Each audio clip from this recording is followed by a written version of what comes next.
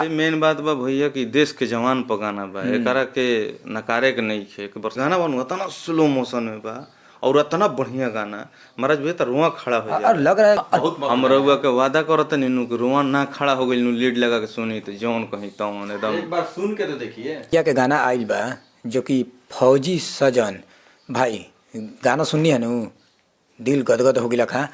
और ये slow motion में गाना बा इतना अच्छा बा इतना बढ़िया बा कि हम कम से कम कल से लेकर आज तक 67 बार सुन लेनी गाना। हम इतना अच्छा बा काहे कि पब्लिक भी सुना था लोग यही से ट्रेंडिंग पे आ गई। कहे कि जो गाना ज़्यादा सुनल जाला नु वो बहुत जल्द ट्रेंडिंग पे आवेला।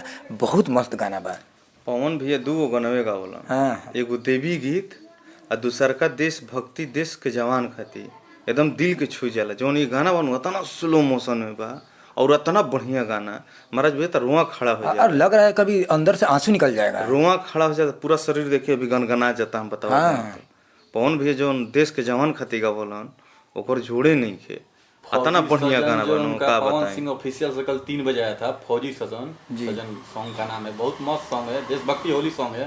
तो हम ये कहम सब श्रोता से कि भैया गाना आ गई बा पवन सिंह ऑफिशियल से, जाके सभी प्यार और आशीर्वाद बनाए रखी। गाना बहुत मस्त बा, बहुत बवाल गाना बा, ट्रेंड भी करता 10 नंबर पे भैया गाना, बहुत मस्त गाना बा। एक बार सुनी दिल न छू जानू तो जौन कहता हूँ अकेला में सुनी एकदम लीड लगा के एकदम बुझाई कि हाँ हम ही भारत देश में रहीला। गर्व पर हुई पवन सिंह पर। और सब्सक्राइबर से अनुरोध बा कि एक बार जाकर भैया का गाना सुना। अगर दिल ना छू गइल नु तो जौन कहिए तौन। बहुत बढ़िया गाना का मार्केट में बज भी रहा है। हाँ, बहुत मस्त हम रउआ के वादा करत नीनू कि रुआ ना खड़ा हो गइल लीड लगा के सुनी तो जौन कहीं तौन एकदम। एक बार सुन के तो देखिए। सुन के देखिए और एक प्यारा सा कमेंट करिए भैया पर।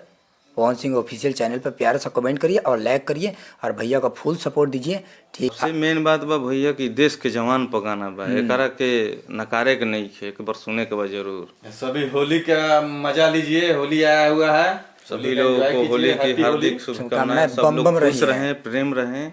आजकल बहुत हो रहा है, सम्मान से रहें, सबको प्यार दें, एक दूसरे से मिल कर रहें, एंजॉय करें खूब होली। जय भोजपुरी। जय भोजपुरी। चलिए गाइस मिलते हैं नेक्स्ट वीडियो में, आप वेट करिए।